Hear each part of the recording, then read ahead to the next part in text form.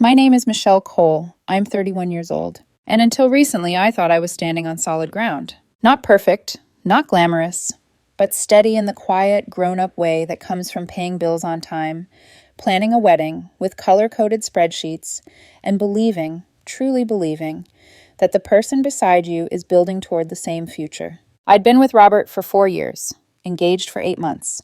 We moved into our 2-bedroom apartment a little over 2 years ago, the kind with decent light, thin walls, and just enough space to imagine a life expanding forward. The guest room had already been mentally converted into a nursery someday, or a home office, or a place for visiting family during the holidays we kept promising we'd host. The lease, though, that was in my name alone. Not because I wanted control, not because I didn't trust him, but because Robert's credit history looked like it had been assembled during a bad year and then forgotten. We'd agreed, together, that I'd handle the lease. He'd contribute his half from his freelance work. And mostly, it worked. Mostly. 3 weeks ago, after dinner, he sat across from me at the table with that expression I've since learned to recognize. The "I'm about to ask you something unreasonable, but I'm going to say it like it's common sense" look. "Hey," he said carefully, not meeting my eyes, "can we talk about something?" I set my fork down. My chest tightened, not panic, just instinct. "Okay," I said. He picked at the edge of his plate, then at a chip in the nail polish on his thumb. "So, my ex called me yesterday." That was it. That was the moment. That subtle internal click when your body knows before your mind catches up. "Your ex," I repeated, slow and flat. "Yeah, he rushed ahead. "It's been years. We're friends now. Nothing weird." I didn't respond. I waited. "She's having a really hard time," he continued. "Her startup collapsed. She lost her apartment. She's basically living out of her car right now." I leaned back slightly, crossing my arms. Not defensively, just grounding myself. "And?" I asked. He finally looked up. "I was wondering, maybe she could stay in our guest room, just for a few weeks, until she gets back on her feet." The words landed softly, too softly, like he'd practiced them. I stared at him. The guest room. The room where our wedding boxes were stacked. The room with the spare bed we'd joked about upgrading after the honeymoon. The room that existed inside the life we were building. "You want your ex-girlfriend," I said, choosing each word carefully, "to move into our apartment." "She's not my ex like that," he said quickly. "She's just someone I care about. She has no one else." "Then why is she calling you?" I asked quietly, "when her life falls apart?" The shift in his expression was immediate, defensive, irritated. "Because I'm a good person, Michelle," he snapped. "Because I don't abandon people when things get hard. God, I didn't think you'd be so insecure about this." There it was. The word that shuts conversations down. Insecure. I felt heat rise behind my eyes. Not anger yet, but something close. I thought about all the times I'd been the calm one, the reasonable one, the one who swallowed discomfort to keep the peace. I grew up in a house where every disagreement turned into a shouting match. Doors slammed, voices raised. I promised myself I'd never live like that, so when conflict comes, I don't explode. I go quiet. And that night I went very quiet. I looked at Robert, really looked at him. This man I'd supported through career pivots, who I'd covered rent for when invoices ran late, who I'd defended to my friends when they asked why I always seemed to be the responsible one. And now he was asking me to prove my love by sacrificing my comfort, while making me feel unreasonable for hesitating. Something shifted. I can't explain it cleanly. It wasn't rage, it wasn't heartbreak, it was clarity. "You know what?" I said, my voice calm to the point of eeriness. "If it means that much to you, she can stay." His face lit up like I'd handed him a gift. "Really?" he said, relief flooding his tone. "Oh my God. Thank you. I knew you'd understand." He stood, came around the table, hugged me tight. I hugged him back. And while he held me, already celebrating his victory, I started planning. I didn't say anything else that night. I didn't argue. I didn't set conditions. I didn't ask for reassurance. Because I'd realized something important. If I said no, I'd be the villain. If I said yes, I'd be free to choose what happened next. And he had no idea. Robert acted lighter after that conversation, almost buoyant. Like he'd just dodged a bullet he didn't even realize he'd fired. The next morning, he was humming in the kitchen while making coffee. An unconscious tell I'd learned over 4 years. Humming meant relief. Humming meant he thought the hard part was over. "Thank you again," he said casually, handing me a mug. "I know that wasn't easy." I nodded, took a sip, burned my tongue slightly, didn't react. What I didn't say was that the hard part hadn't even started. What I didn't say was that my agreement hadn't been forgiveness. it had been confirmation. Because now I was watching. Robert texted his ex immediately. I could tell by how quickly his mood shifted from careful to energized. He angled his phone away from me, not dramatically, just enough to signal privacy. Another small data point. "She's so relieved," he said later, unprompted. "You really saved her, you know." Saved her. Not we, you. The word settled somewhere unpleasant in my chest. Over the next 2 days, I noticed how the story evolved every time he retold it. At first it was, "I asked Michelle if it was okay." Then, Michelle totally understood. By the third retelling, to his sister on speakerphone, it became, "Michelle actually suggested it. She's just like that." I didn't correct him. That night, lying beside him in bed, staring at the ceiling while he slept easily, I replayed the conversation that had brought us here, not just what he said, but how quickly he'd turned my discomfort into a character flaw. Insecure, jealous, unkind. It was subtle, always subtle. Robert never yelled, never demanded outright.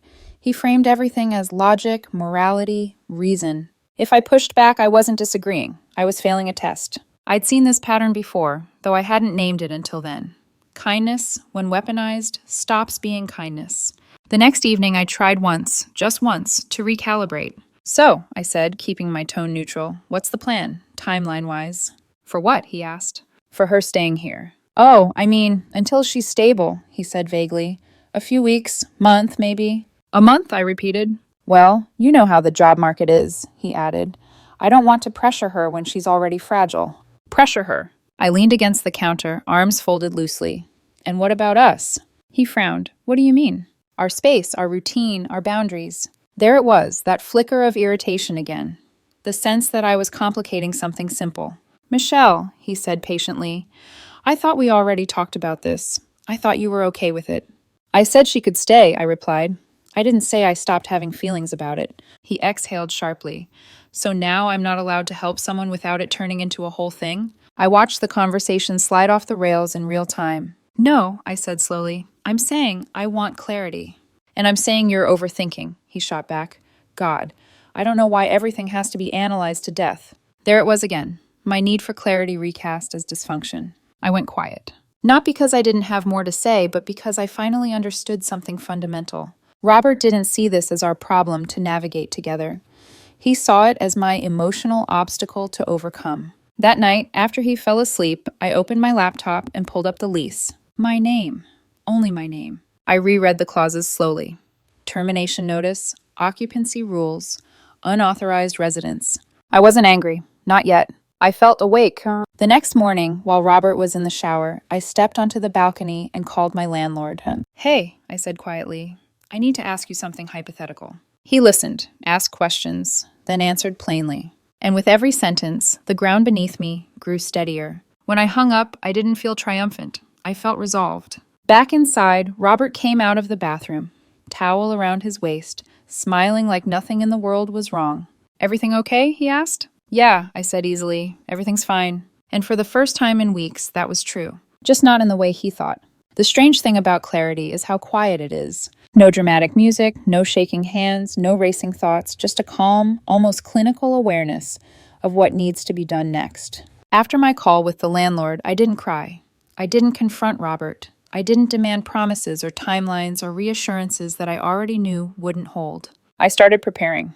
Carefully, invisibly. Robert, meanwhile, was in a good mood. Lighter than I'd seen him in months. He texted constantly, his phone never more than a few inches from his hand. When I walked into a room, conversations paused. Not abruptly, just enough. "She's driving in on Thursday," he said one night, spearing a piece of chicken. "I told her not to worry about anything. We've got it handled." "We," I nodded. "Okay." He smiled, relieved again. That wordless gratitude for my compliance. Over the next few days, I began to separate my life from the apartment in ways only someone who knows the space intimately can. Important documents first. Passport, social security card, birth certificate, old tax files. I slid them into a slim folder and tucked it into my work bag, where it wouldn't draw attention. Then small personal things. A sweater here, a pair of boots there, jewelry I wore often enough that its absence wouldn't be noticed immediately. I boxed up books, my books, and labeled them for donation. A lie, but a useful one. They went straight into the trunk of my car instead. Robert didn't notice. He was too busy preparing for her. The guest room transformed in under 48 hours. Fresh sheets, new pillows, a small lamp he moved from the living room because, in his words, she likes softer light. He remembered things about her. That fact landed heavier than it should have. "She's really excited to see you," he said casually one evening. "She said it means a lot that you're okay with this." I looked up from my phone. "Did she ask?" He hesitated. "Well, she knows it's your place, too." Another subtle shift. "Your place, too." I smiled thinly. "I'm sure she does." On Wednesday night, I stayed late at work on purpose.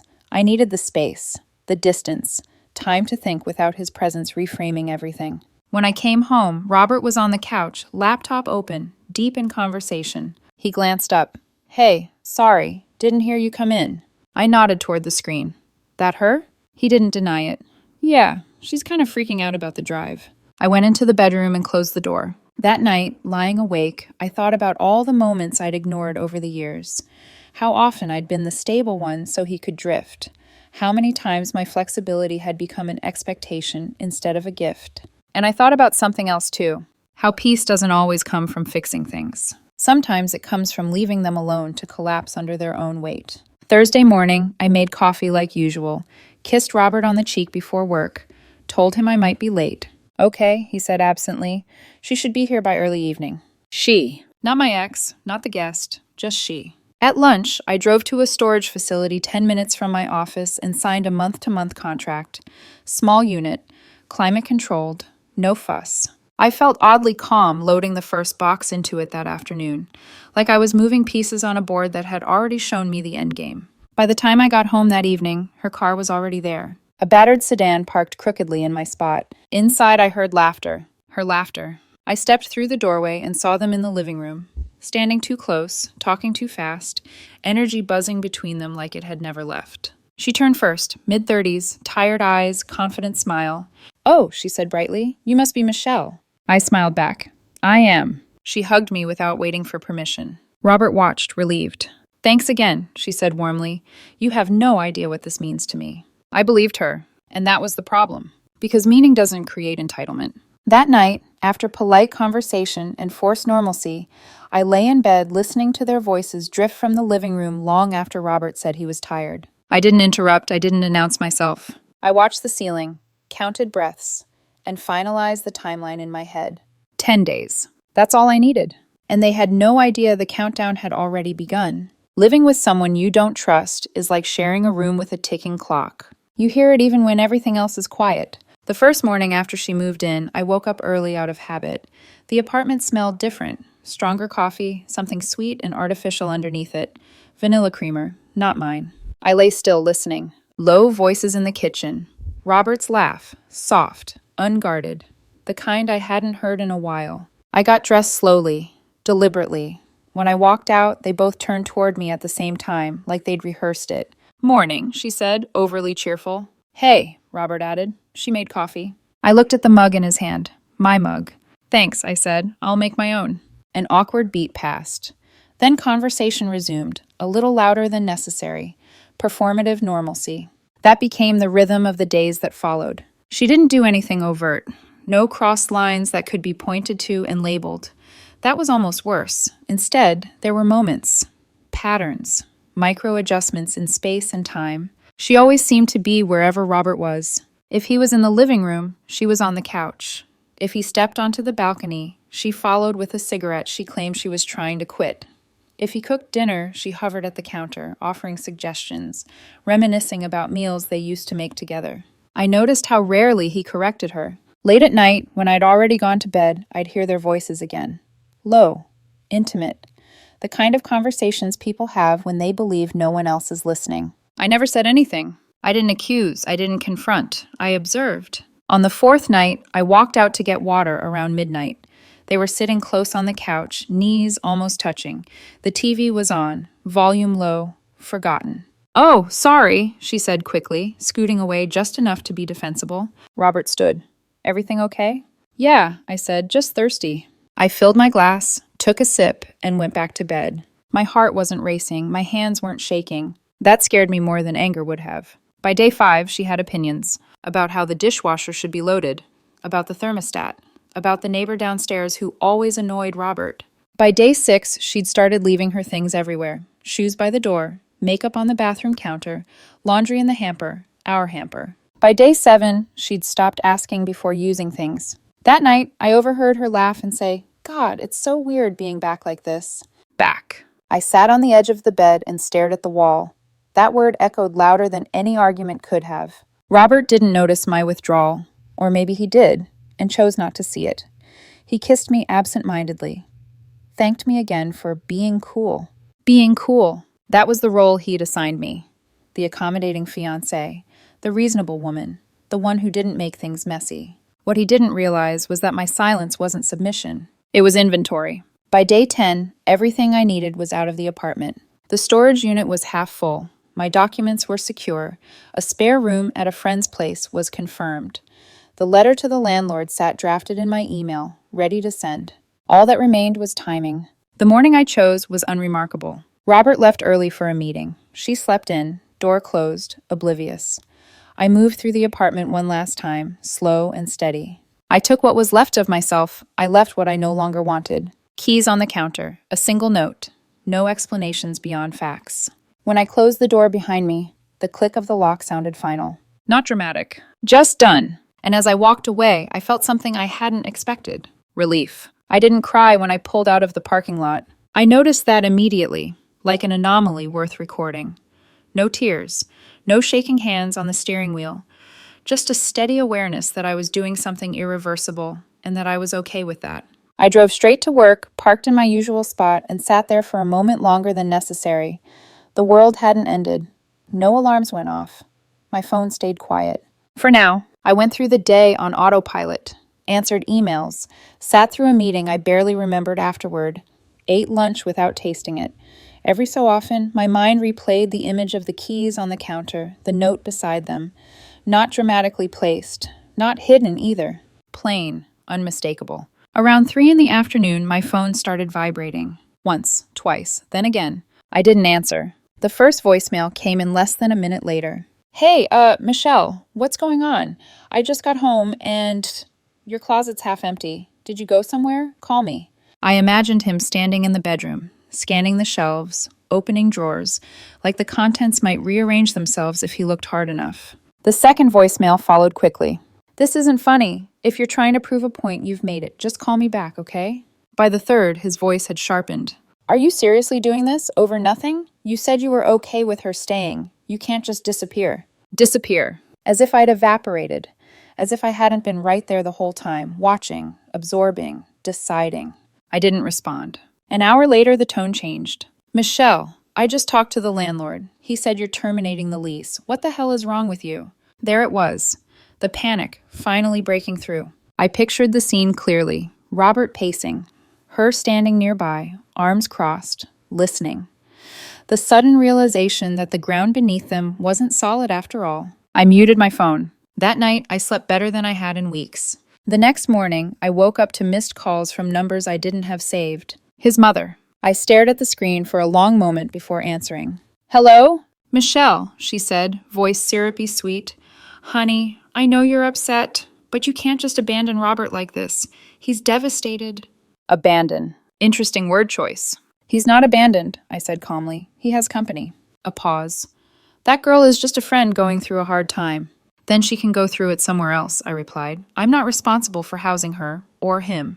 Her tone hardened. "You're being heartless. 4 years together and this is how you handle conflict?" "I handled it," I said. "Just not the way you wanted." She told me I'd regret it. That I'd thrown away something rare. That I wouldn't find anyone who loved me the way her son did. I let her talk until she ran out of words. When she finally stopped, I said, "Are you done? I have to get back to work." She hung up without saying goodbye. By Saturday, the messages had multiplied. His sister sent a long text about communication and maturity, about how I'd blindsided him, how adults don't run away when things get uncomfortable. I replied once. I communicated my concerns. I was told I was insecure, so I removed myself from the situation. That's not running away. I was blocked minutes later. Monday morning, the landlord called. "Just wanted to keep you in the loop," he said. "I spoke to Robert about taking over the lease. He doesn't qualify. Credit's not great, and there's no steady income." I closed my eyes, leaned back in my chair. And the guest? I asked. He laughed once, short and humorless. Unauthorized occupant. She tried to argue tenant rights. Didn't go well. Apparently, she'd gotten on the phone too, demanding extensions, threatening lawyers. The landlord, a man who'd been in this business longer than I'd been alive, was unimpressed. They've got until the end of the month, he said. Then I start eviction. That night, Robert texted from a new number. Thanks a lot. Now we're being thrown out. Hope you're happy. I didn't respond, but I was. Not in a gloating way, not with satisfaction at their distress. I was happy because for the first time in a long while, I wasn't carrying someone else's consequences, and that felt like freedom. I thought silence would end it, that once Robert understood I wasn't coming back, once the landlord made things real, everyone would eventually adjust, get angry, get sad, get practical. I underestimated how far people will go to avoid responsibility. The first sign came Tuesday afternoon, 3 days after I left. I was in a conference room at work, half listening to a budget review, when my phone buzzed twice in quick succession. A coworker leaned over and whispered, "Hey, there's a guy asking for you at reception. Says it's urgent." My stomach dropped. I already knew. When I stepped into the lobby, I saw Robert pacing near the front desk, hair uncombed, eyes red-rimmed. He looked smaller somehow, less certain. The confidence he'd worn so easily in our apartment was gone. The receptionist gave me a questioning look. "I told him you were in a meeting," she whispered. "He wouldn't leave." Robert spotted me and rushed forward. "Michelle, thank God, you have to talk to me." "This isn't appropriate," I said quietly. "Please," he insisted. "Just 5 minutes. You can't do this to me." I felt eyes on us. Curious. Uncomfortable. "I'm not doing anything to you," I said evenly. "I made a decision about my own lease. You need to leave." He shook his head, voice cracking. "She has nowhere else to go. And now the landlord's threatening eviction. You knew this would happen." I looked at him then, really looked, and felt something settle into place. "No," I said. "I knew something would happen. I just stopped making sure it wouldn't." Security arrived moments later, calm, professional. They asked Robert to leave. He didn't go quietly. "You're ruining my life," he shouted as they escorted him out. "You just don't want to admit you were jealous." Jealous, even now. My boss pulled me aside afterward. I gave him the short version. Relationship ended, boundaries crossed. He nodded, sympathetic, and told me to let him know if it happened again. That weekend, the ex tried a different approach. She didn't call. She didn't text. She sent a LinkedIn request. I stared at the screen, equal parts incredulous and impressed by the audacity. "Hey, Michelle, I think things got misunderstood. I'd love to clear the air sometime. Also, if you could talk to the landlord about extending the move-out date, that would really help us figure things out. U.S." I declined the request without responding. The following day, Robert's mother called again, this time without pretense. "You selfish, spiteful woman," she began. "My son gave you years of his life." "I paid for the apartment," I replied calmly, "and I removed myself from a situation I didn't consent to." "You agreed," she snapped. "I agreed because saying no would have made me the villain either way," I said.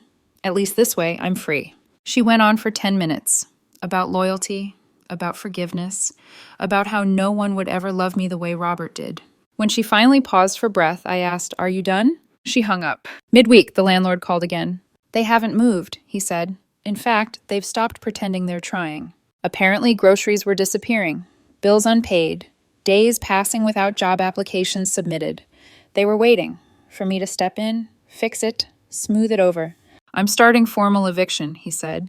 "Just wanted to give you a heads up since your name was on the original lease." Abandonment, they claimed, that I'd left them without notice. I almost laughed. The eviction papers were served the next day. That night, I received one final message, sent from Robert's mother's phone. "You're doing this to punish him because you can't handle him caring about someone else. This is abuse. I'm documenting everything." I screenshot it and forwarded it to a lawyer friend. His reply came back within minutes. "Lol, no case. Removing yourself from a lease isn't abuse, it's moving out." I slept deeply that night, not because everything was resolved, but because the truth no longer required my participation. The eviction notice didn't arrive with drama. No shouting, no confrontation, no last-minute pleas at my door. Just paperwork. The landlord called me the morning after it was served, his voice steady, almost apologetic. "I wanted you to hear it from me," he said. "Sheriff paperwork, 30 days, no extensions." I thanked him and hung up. Then I sat there for a long moment, phone resting in my lap, realizing how strange it felt to be this far removed from a disaster that used to be my responsibility. Because for years it had been. If something broke, I fixed it. If money ran short, I covered it. If emotions got complicated, I smoothed them over. Now none of that applied. Robert didn't call me after the papers were served. He sent screenshots instead. Photos of legal-looking documents, highlighted sections, a caption underneath. "This is real now. You happy?" I stared at the message, noticing how carefully it was framed.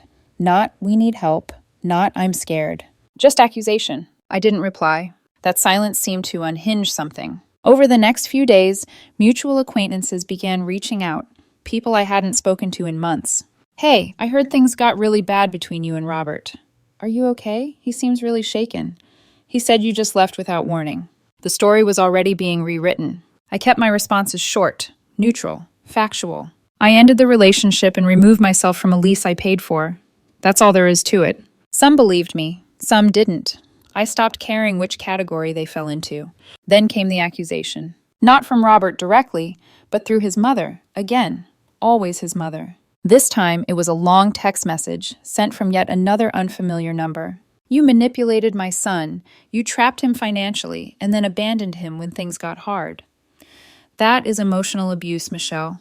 I've spoken to people about this. We're documenting everything. I read it twice, slowly. The language was precise now, legal adjacent, deliberate. I forwarded it to my lawyer friend with a single line. "Still nothing?" His reply came back almost instantly. "Still nothing. She's bluffing. Let her document. Silence is your friend." So I stayed silent. The next call I got from the landlord came a week later. "They're claiming you promised to keep paying rent," he said. I shut that down. "Your paperwork is clean." "What about the ex?" I asked. A pause, then a dry chuckle. She tried to argue she's an implied tenant. I reminded her she moved in without permission. That conversation ended quickly.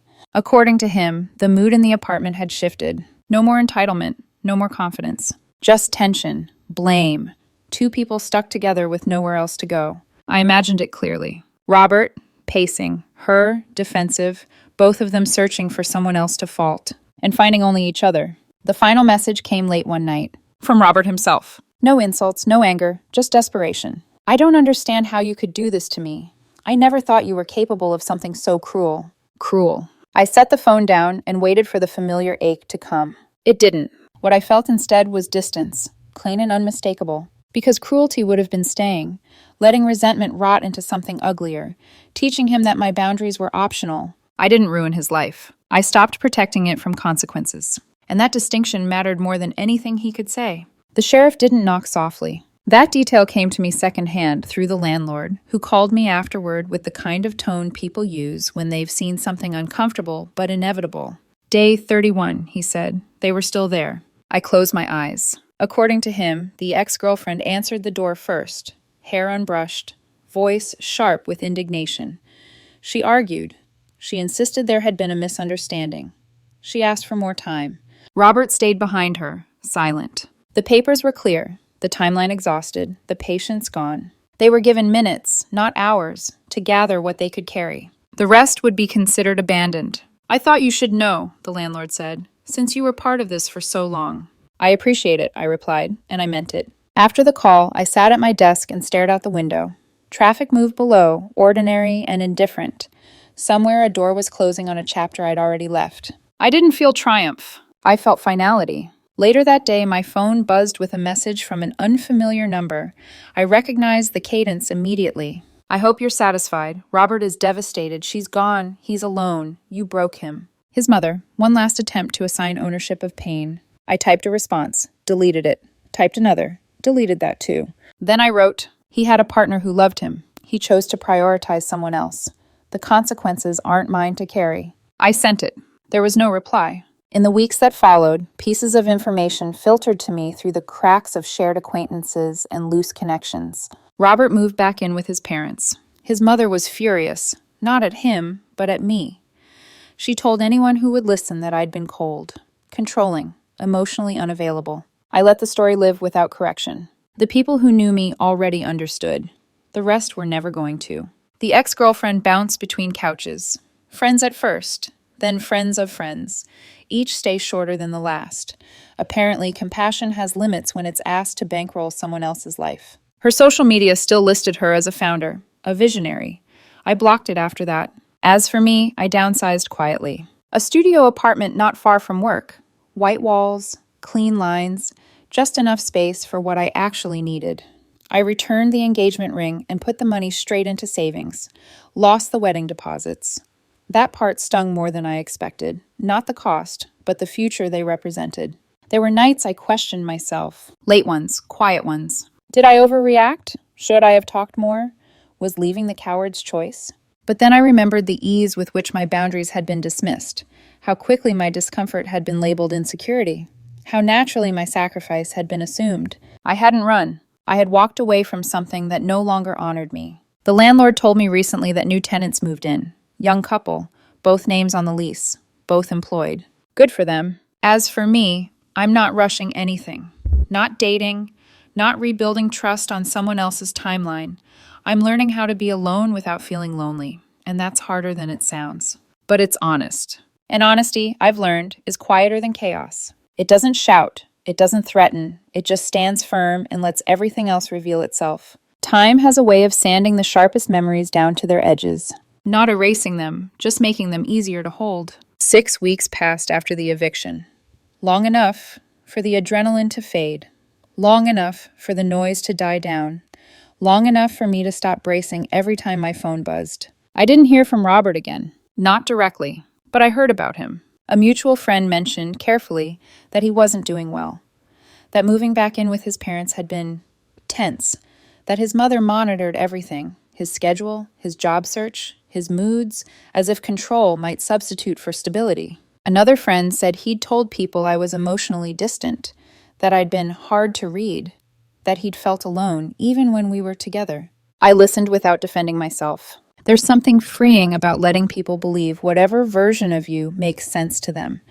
Arguing only ties you back to a story you've already exited. The ex-girlfriend faded faster. At first, there were posts, vague, defiant, quotes about resilience, about rebuilding, about cutting toxic people out of your life. Then less activity, then nothing. Apparently, couch surfing wears out its welcome when gratitude never arrives. One friend hinted she'd burned through 3 places in 2 months. Another said she'd tried to stay just a few weeks, somewhere else too. Patterns repeat when they're never examined. As for the things left behind in the apartment, furniture, boxes, odds and ends, the landlord had them cleared out after the deadline. Donated what he could. Tossed the rest. I didn't ask for details. Those objects belonged to a version of my life that no longer needed documentation. In my new studio, everything had a place. Not because I forced order, but because there was less to manage when I stopped carrying other people's weight. I learned what silence actually sounds like when it isn't filled with tension. I learned how restful sleep can be when no part of you is on guard.